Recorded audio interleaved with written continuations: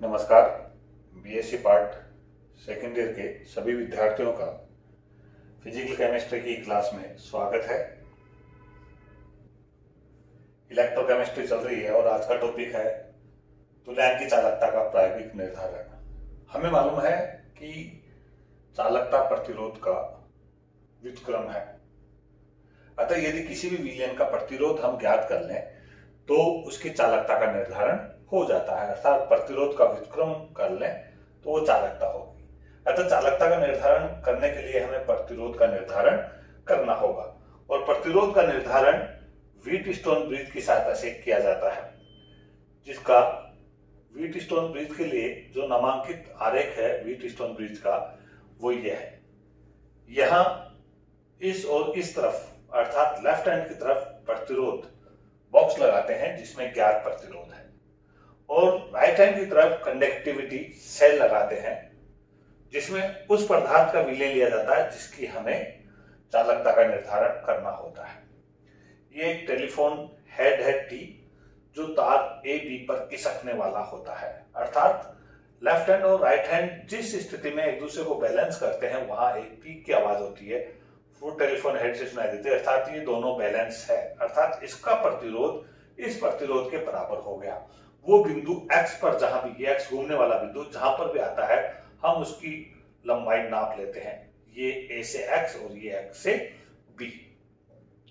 इस पूरे Wheatstone bridge को एक सेल से जोड़ते हैं। ये सेल या बैटरी है या प्रत्यावर्ती धारा है, केंद्र है जिसके कारण इस पूरे परिपथ में विद्युत धारा प्रवाहित होती है। यहां प्रत्यावर्ती धारा ही अल्टरनेट करंट ही प्रयोग करते हैं, डीसी प्रयोग नहीं करते। क्यों? क्योंकि यहाँ जो ये विलय लिया गया है अगर डीसी यूज की जाए तो इसका ध्रुवण हो जाता है और ध्रुवण होने के कारण इसका जो प्रतिरोध है वो हमें सही ज्ञात नहीं हो पाता। इसलिए यहाँ हमें अल्टरनेट करंट ही यूज करना चाहिए और यूज करते हैं, क्योंकि अल्टरनेट करंट यूज करने पर कम से कम इसकी विद्युत धारा की दिशा पर सेकंड परिवर्तित होती रहती है जिससे ध्रुवण का खतरा नहीं रहता। इसलिए यहां हम एसी धारा ही यूज करते हैं। ये मैंने पहले बता दिया, पूरा इसका ब्रीफ डिस्क्रिप्शन कर चुका हूं कि व्हीटस्टोन ब्रिज में ए बी एक सीधा तार है जिस पर संपर्क बिंदु एक्स खिसक जाता है। एस जो धारा केंद्र है, स्रोत है, वो ऐसी धारा का स्रोत है जिसमें परिपथ में विद्युत धारा प्रवाहित होती है। सी चालकता सेल है जिसमें उस विलयन को लिया जाता है जिसकी चालकता हमें ज्ञात करनी है। आर प्रतिरोध बॉक्स है और टी टेलीफोन हेड है जिसमें धारा को ज्ञात किया जाता है। इस प्रकार जैसे ही हमें वो ये व्हीटस्टोन बैलेंस या व्हीटस्टोन ब्रिज बैलेंस हो गया, उस स्थिति में इस इक्वेशन नंबर 1 में हम रखते हैं विलयन का प्रतिरोध अपॉन प्रतिरोध आर जो कि हमें ज्ञात है, बराबर विलयन किधर जुड़ा हुआ था एक्स बी की ओर, इसलिए तार एक्स बी की लंबाई अपॉन तार एक्स ए की लंबाई। इसमें देखो एक्स बी हमें ज्ञात हो जाता है, एक्स ए ज्ञात हो जाता है, ज्ञात प्रतिरोध ज्ञात है, तो विलयन का प्रतिरोध समीकरण 1 से ज्ञात कर लेते हैं और प्रतिरोध ज्ञात करने के बाद इसका व्युत्क्रम करते हैं तो ये इस विलयन की चालकता ज्ञात हो जाती है।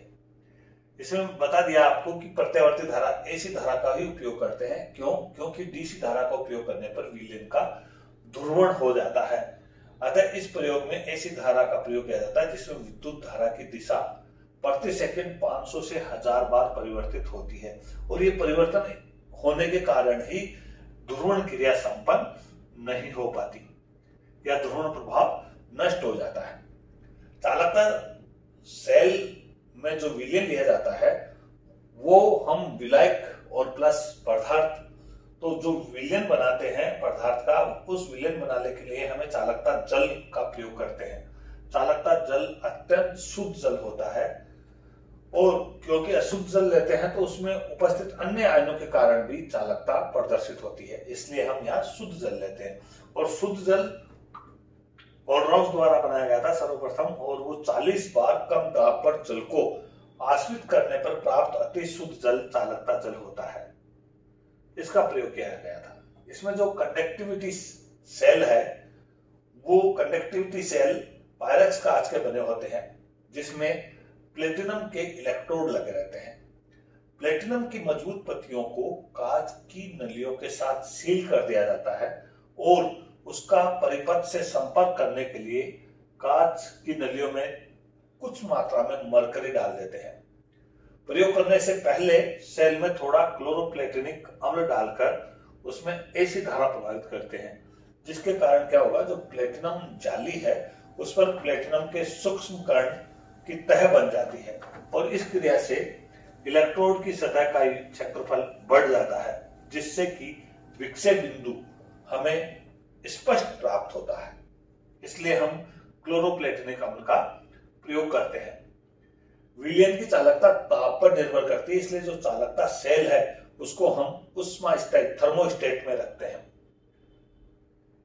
इस प्रयोग के अनुसार देखें तो सेल कांस्टेंट ज्ञात करते हैं। कंडक्टिविटी के अनुसार देखें, स्पेशल कंडक्टिविटी, तो विशिष्ट चालकता जिसको हम कापा से दर्शा रहे हैं, इसका मान होता है L/A इंटू चालकता, जो कि अपन ने पहले ड्राइव कर लिया है।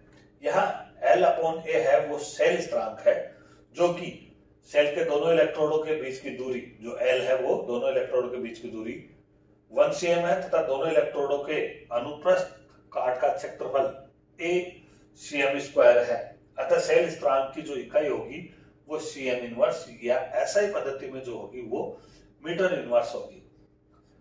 अतः इस फॉर्मूला के अनुसार देखें, विशिष्ट चालकता बराबर चालकता इंटू सेल स्थिरांक। तो सेल स्थिरांक बराबर क्या हो जाएगा, विशिष्ट चालकता अपॉन चालकता। यहाँ हम इससे न्यूमेरिकल भी पूछा जाता है आपको एग्जाम में, तो इसका ध्यान रखना।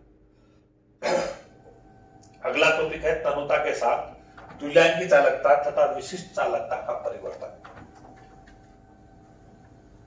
किसी भी विलयन का तनुकरण करते हैं, तनुता बढ़ाते हैं, तो उस पदार्थ में वियोजन की मात्रा भी बढ़ती है, जिससे कि आयनों की सांद्रता बढ़ जाती है या आयनों की संख्या बढ़ जाती है। और तनुता बढ़ने पर उसमें जितने आयनों की संख्या बढ़ती है उससे कहीं अधिक उस विलयन का आयतन बढ़ जाता है। ये बात आपको ध्यान रखनी है कि तनुता बढ़ने में, तनुता बढ़ाते हैं तो आयनों की सांद्रता बढ़ती है, साथ ही विलयन का आयतन भी बढ़ जाता है। अतः इकाई आयतन में उपस्थित आयनों की सांद्रता क्या होगी, घट जाएगी। और इकाई आयतन में यदि विद्यमान या उपस्थित आयनों की संख्या घट गई तो इससे जो विशिष्ट चालकता का मान है वो कम हो जाता है। विशिष्ट चालकता का मान क्या हो जाएगा, कम हो जाता है। यही कारण है कि किसी भी विलयन की मोलर चालकता का मान तो तनुता बढ़ने के साथ बढ़ता है, क्योंकि तनुता बढ़ने से एक मोल से वियोजित हुए आयनों की संख्या बढ़ती है, लेकिन आयतन बढ़ने के साथ इकाई आयतन में उपस्थित आयनों की संख्या कम होने के कारण विशिष्ट चालकता का मान कम हो जाता है और इसीलिए तनुता बढ़ने के साथ विशिष्ट चालकता के मान में कमी होती है। हमें मालूम है कुछ विद्युत अपघट्य प्रबल होते हैं और कुछ दुर्बल होते हैं। प्रबल विद्युत अपघट्य वो है जिनकी मोलर चालकताओं के मान तनुता से अधिक प्रभावित होते हैं। वे विद्युत अपघट्य दुर्बल विद्युत अपघट्य कहलाते हैं जिनके मोलर चालकताओं के मान तनुता से काफी अधिक प्रभावित होते हैं।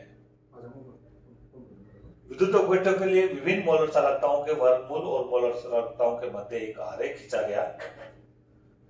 यह आरेख निम्न प्रकार का प्राप्त होता है। इधर हमने मोलर चालकता ली, अनंत तनुता पर मोलर चालकता, और इधर इसकी सांद्रता ली, वर्गमूल सांद्रता तनुता। तो जैसे जैसे तनुता बढ़ा रहे हैं वैसे वैसे तनुता बढ़ने के साथ मोलर चालकता के मान में कोई परिवर्तन नहीं हो रहा। देखो बिल्कुल सीधी सी लाइन आ रही है, HCl के लिए, NaOH के लिए, KCl के लिए, NaCl के लिए, सोडियम एसीटेट के लिए। इसका मतलब ये सारे के सारे क्या है, प्रबल विद्युत अपघट्य है। प्रबल विद्युत अपघट्य में तनुता बढ़ने के साथ उनकी मोलर चालकता के मान में कोई परिवर्तन, लगभग कोई परिवर्तन नहीं होता है, लगभग स्थिर रहती है। लेकिन यहाँ देखें ये दो आरेख, जैसे जैसे तनुता के मान में वृद्धि हो रही है वैसे वैसे मोलर चालकता के मान में कमी, अनंत तनुता पर मोलर चालकता के मान में कमी हो रही है, ये प्रभावित हो रही है। तो इसका मतलब यहाँ हम देख रहे हैं ये दुर्बल विद्युत अपघट्य है। कौन सा, एसिटिक अम्ल और अमोनियम हाइड्रोक्साइड। तो ये प्रबल और विद्युत अपघट्य के लिए यहाँ सांद्रता में उपरोक्त आरेख के अनुसार जब सांद्रता का मान अत्यंत कम होकर शून्य तक पहुंचता है तो मोलर चालकता का मान सीमित हो जाता है और इसके बाद तनुता के और बढ़ने पर चालकता के मान में कोई परिवर्तन नहीं होता। मोलर चालकता के इस मान को अनंत तनुता पर मोलर चालकता लैम्डा एम इन्फिनिटी या शून्य सांद्रता पर मोलर चालकता लैम्डा एम शून्य कहते हैं। ये अनंत तनुता पर या शून्य तनुता पर मोलर चालकता। आज की क्लास में इतना ही। Next we meet tomorrow. Thank you, धन्यवाद। इसकी पीडीएफ भी आपको उपलब्ध करवाई जा चुकी है। अगर कोई और क्यूरी है तो आप मेरे पर्सनल कांटेक्ट द्वारा पूछ सकते हैं। Thank you.